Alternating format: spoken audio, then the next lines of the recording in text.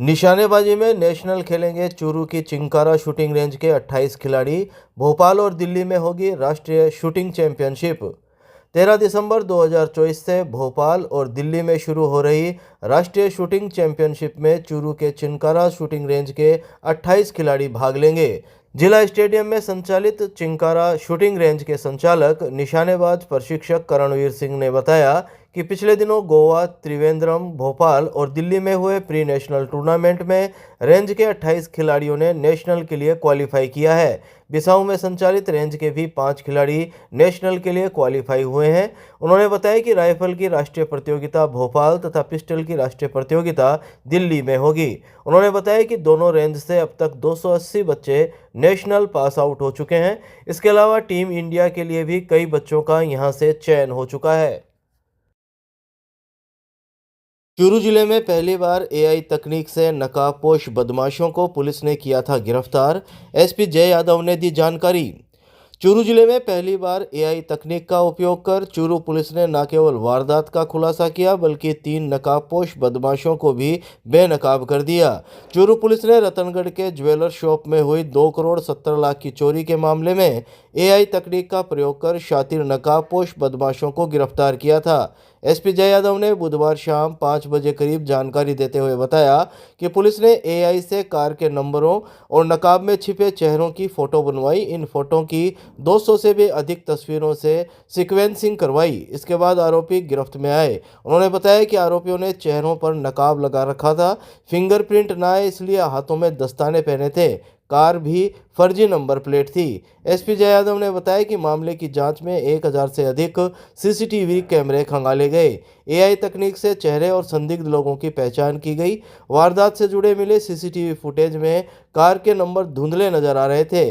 Car के नंबरों की पहचान के लिए भी एआई टेक्नोलॉजी की मदद ली गई, जिससे चोरों की कार के नंबर की पहचान हो सकी। इस मामले में पुलिस ने यूपी निवासी भागीरथ बावरी, यादराम बावरी और झोटवाड़ा जयपुर निवासी अजय सिंह को गिरफ्तार किया था।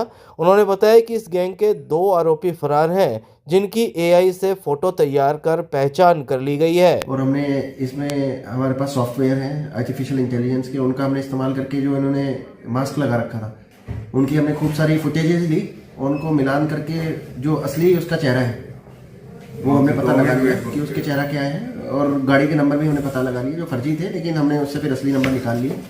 ऐसे करके हमने उनके चेहरे भी हमारे पास आ गए, गाड़ी के नंबर भी आ गए, और हमने इसमें हज़ारों से ज़्यादा फुटेज सीसीटीवी फुटेज देखे थे, उन सबका एनालिसिस किया। उसके बाद पूरे रूट का जो ये टोल अवॉइड कर रहे थे, गांव के रास्ते जा रहे थे, उसका भी एनालिसिस किया। उसके बाद जब इनके चेहरे और गाड़ी के नंबर हमें मिल गए तो इनको हमने कुछ अमन से 3 लोगों को गाड़ी सहित वहाँ से गिरफ्तार कर लिया, और आगे अब इनसे जो इन्होंने 2.5 करोड़ से ज़्यादा की चोरी करी है वो रिकवरी करी जा रही है। इसे जैसे इन्होंने अपने चेहरे ढके हुए थे और गाड़ी के फर्जी नंबर लाए थे, तो हमने इनके चेहरों की पहचान करने के लिए खूब सारे फुटेजेस उठाए थे। उनसे हमने सॉफ्टवेयर हमारे पास है, उससे हमने मिलान करके इनका जो चेहरा है असली जो नकाब के पीछे है उसका पहचान हमने कर ली थी, और गाड़ी के नंबर भी हमने पता कर लिए थे कौन सी है। तो ये हमने एआई के जो हमारे पास सॉफ्टवेयर है उनका इस्तेमाल कर रहा था। इसके टेक्नोलॉजी का एडवांसमेंट हो रहा है, टेक्नोलॉजी जितनी एडवांस हो रही है उतनी पुलिस को भी इसमें काफ़ी मदद मिल रही है। तो हम जो ये बदमाश जो होते हैं जो अपने चेहरे ढक के आ जाते हैं और बचने की कोशिश करते हैं, फर्जी नंबर लेके प्लेट लगा लेते हैं और कोई फ़ोन इस्तेमाल नहीं करते, उसका भी हमारे पास तोड़ है। हम किसी भी तरह से बदमाश बच नहीं सकता, उसको हम चाहे वो कितनी भी शातिर हो उसको हम पकड़ सकते हैं। राज्य सरकार के कार्यकाल का 1 वर्ष पूर्ण होने के उपलक्ष्य में सूचना केंद्र में लगेगी प्रदर्शनी। एडीएम अर्पिता सोनी ने तैयारियों का लिया जायजा। राज्य सरकार के कार्यकाल का 1 वर्ष पूर्ण होने के उपलक्ष्य में 12 दिसंबर गुरुवार को सुबह 10 बजे सूचना केंद्र में जिला स्तरीय विकास प्रदर्शनी का आयोजन किया जाएगा। जिला प्रशासन और सूचना एवं जनसंपर्क विभाग के द्वारा लगाई जाने वाली इस प्रदर्शनी का बुधवार शाम 4 बजे करीब अतिरिक्त जिला कलेक्टर अर्पिता सोनी ने तैयारियों का जायजा लिया। सहायक निदेशक जनसंपर्क कुमार अजय ने बताया कि प्रभारी मंत्री अविनाश गहलोत द्वारा इस विकास प्रदर्शनी का उद्घाटन किया जाएगा। इसके बाद यह प्रदर्शनी आमजन के लिए आगामी 1 सप्ताह तक खुली रहेगी। प्रदर्शनी में राज्य सरकार की जन कल्याणकारी योजनाओं और चूरू में हुए विकास कार्यों की जानकारी दी गई है। राज्य सरकार के वर्तमान कार्यकाल का 1 वर्ष पूर्ण होने के उपलक्ष्य में सूचना एवं जनसंपर्क विभाग तथा जिला प्रशासन चूरू की ओर से प्रदर्शनी लगाई जा रही है। प्रदर्शनी में चूरू में गत 1 साल में जो उपलब्धियां हासिल की गई है उनके बारे में जो है विस्तार से बताया गया है। प्रदर्शनी का शुभारंभ कल सवेरे 10 बजे प्रभारी मंत्री श्री अविनाश गहलोत जी करेंगे। उनके साथ जो है जिले के जनप्रतिनिधि और प्रभारी सचिव और अन्य अधिकारीगण मौजूद रहेंगे। का संचालन जो है कल शुभारंभ के बाद 1 हफ्ते तक लगातार प्रदर्शनी आमजन के लिए और निःशुल्क अवलोकनार्थ खुली रहेगी। प्रदर्शनी में जो पिछले 1 साल में जो जन कल्याणकारी योजनाएं हैं उनके बारे में और जो योजनाएं सरकार की ओर से संचालित है उनके बारे में, उनकी पात्रताओं के बारे में, उनसे लाभ कैसे लिया जा सकता है उन सब के बारे में है। तो इससे आमजन को जो है सरकार की योजनाओं के बारे में जानकारी मिलेगी और समाज के अंतिम छोर के व्यक्ति तक इन योजनाओं का लाभ पहुँच सकेगा। राजलदेसर थाना अंतर्गत एक गांव में जमीन विवाद को लेकर महिला पर हमला कर दुष्कर्म का प्रयास, घटना का वीडियो सोशल मीडिया पर वायरल, एसपी से लगाई गुहार। चूरू जिले के राजलदेसर थाना अंतर्गत एक गांव में जमीन विवाद को लेकर 30 वर्षीय एक महिला को मारपीट कर नग्न किया गया और फिर उससे दुष्कर्म का प्रयास किया गया। मारपीट और गंदी हरकतें करने का वीडियो अब सोशल मीडिया पर वायरल हो रहा है। 30 वर्षीय विवाहिता से घिनौनी करतूत किसी और ने नहीं बल्कि उसके अपनों ने ही कर डाली, जिनमें उसके परिवार की 2 महिलाएं भी शामिल है। सोशल मीडिया पर वायरल 2 वीडियो में से एक वीडियो में देखा जा सकता है कि 2 महिलाएं मिलकर पीड़िता को नग्न करने का प्रयास कर रही है और कोई उसका वीडियो भी बना रहा है, जबकि दूसरे वीडियो में उससे वही दोनों महिलाएं मारपीट करती नजर आ रही है और वीडियो बनाने वाला आदमी उन महिलाओं को ढाणी के अंदर घसीट कर ले जाने के लिए बोल रहा है। यह घटना 6 दिसंबर 2024 की बताई जा रही है। इस घटना को लेकर पीड़िता ने राजलदेसर थाने में परिवाद भी दिया, लेकिन आरोप है कि राजलदेसर पुलिस ने परिवाद के तथ्यों को ही बदल दिया। पीड़िता ने अब एसपी दफ्तर पहुंचकर न्याय की गुहार लगाई है। एसपी दफ्तर में 30 वर्षीय पीड़िता ने बताया कि वह गांव में अपने पति और बच्चों के साथ रहती है। उसके 2 जेठ जेठानियां और उसके परिवार के लोग आए दिन जमीन विवाद को लेकर परेशान करते हैं। 6 दिसंबर 2024 को जब उसका पति घर पर नहीं था तब अचानक लोरिंग गाड़ी में उसके दोनों जेठ, परिवार की 2 महिलाएं आदि आए और उसके खेत में ट्यूबवेल से मोटर निकालने लगे। जब विवाहिता ने उन्हें ऐसा करने से रोका तो सभी उसे और उसकी बेटी को गंदी गंदी गालियां देना शुरू कर दिया। पीड़िता ने बताया कि सभी लोगों ने उसके साथ दुष्कर्म करने का प्रयास किया और मारपीट करना शुरू कर दिया। जेठ के परिवार की 2 महिलाओं ने उसे जमीन पर पटक लिया और गंदी हरकतें की। उसे जमीन पर पटक कर पीटा गया, फिर दुष्कर्म करने की नीयत से उठाकर अपने घर ले जाने लगे। इस संबंध में जब राजलदेसर थाने में शिकायत की गई तो पुलिस ने घटना के तथ्यों को ही बदल दिया।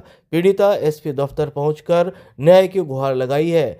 पीड़िता ने मांग की है कि सामूहिक रूप से एक राय होकर मारपीट करने, महिलाओं द्वारा परिवार के पुरुषों के सामने कपड़े उतारने और फिर घसीटकर ढाणी में ले जाकर दुष्कर्म का प्रयास करने वाले नामजद आरोपियों के खिलाफ मुकदमा दर्ज कर कार्रवाई की जाए तथा मेडिकल बोर्ड से उसका मेडिकल मुआयना करवाया जाए। मैं खेत में लोरिंग काटा तो मैं गई, मैं लोरिंग ना काटू, वहाँ सीर की ट्यूबवेल है, सीर की ट्यूबवेल है, मैं बिन जाती रहे, सीर की ट्यूबवेल है तो जाती रहे बिन, जब मैं कहीं क्या जाती रहूँ वहाँ सीर की ट्यूबवेल है, रड़ रहा आपका 2-3 माँ बेटा और भाई जेठ सारा मन कूटने बाद में मन कर रान ले चलो ढाणी बलात्कार करो। इतनी हरकत गंदी मेरी हरकत करिए, सारा कपड़ा उतार दिया, सारा सो सिस्टम सो कर दिया मेरा, इतनी गंदी हरकत करिए मेरे में, बताएं कौन सा इतनी कुछ करिए मेरे में।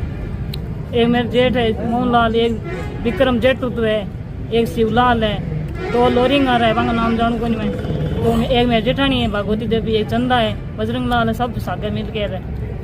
क्यों करे, मेरी खुद की जमीन है, जमीन ले रही है, मेरा नाम है जमीन, अभी जमीन को कब्जा कौन छोड़ रहे हो, अभी जमीन को जोड़ करेगा तो मार से जान मारने की मैंने पूरी कोशिश कर रहे हैं। मेरे टाबरा ने मन ने मेरे मोटे घर को नहीं, 20 दिन मेरे साथ इतनी कोई घटना करी।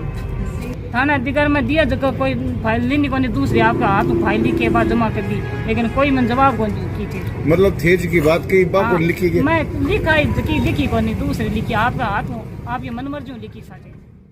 चूरू में सर्दी के तेवर हुए तीखे, 1.8 डिग्री दर्ज हुआ न्यूनतम तापमान, फसलों पर जमी बर्फ की चादर।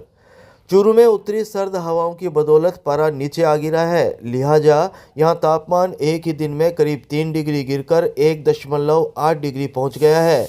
चूरू मौसम विभाग ने यहां न्यूनतम तापमान 1.8 डिग्री दर्ज किया है। 9 दिसंबर को यहाँ न्यूनतम तापमान 7.3 डिग्री के करीब दर्ज हुआ था। 10 दिसंबर की रात को यहाँ पारा 4.5 डिग्री तक पहुँच गया। बीती रात चूरू में अब तक इस सीजन की सबसे सर्द रात रही। मौसम विभाग ने यहाँ न्यूनतम तापमान 1.8 डिग्री दर्ज किया। मौसम विभाग ने यहाँ 11 और 12 दिसंबर को शीतलहर का अलर्ट जारी किया है। जयपुर मौसम केंद्र के अनुसार जम्मू कश्मीर और हिमाचल में बर्फ गिरने का सीधा असर चूरू में देखने को मिल रहा है। उत्तर से चल रही बर्फीली हवाओं ने चूरू में भी सर्दी के असर को बढ़ा दिया है। चूरू में अल सुबह जहां पक्षियों के लिए रखे परिंदों में बर्फ जमी मिली, वहीं दूर दराज खेतों में गेहूं और सरसों की फसल पर भी बर्फ की बारीक चादर दिखाई दी। घरों में छत पर बनी टंकियों का पानी बर्फ सा ठंडा रहा। सार्वजनिक स्थानों पर लोग अलाव तापकर सर्दी से राहत का जुगाड़ करते नजर आए। मौसम विभाग की माने तो अब सर्दी का असर और बढ़ने वाला है। इस कड़ाके की सर्दी से स्कूली बच्चे प्रभावित हो रहे हैं। सुबह स्कूली बच्चों को ठिठुरते हुए स्कूल जाना पड़ रहा है। अस्पताल में सर्दी जुकाम के रोगियों की संख्या भी बढ़ने लगी है।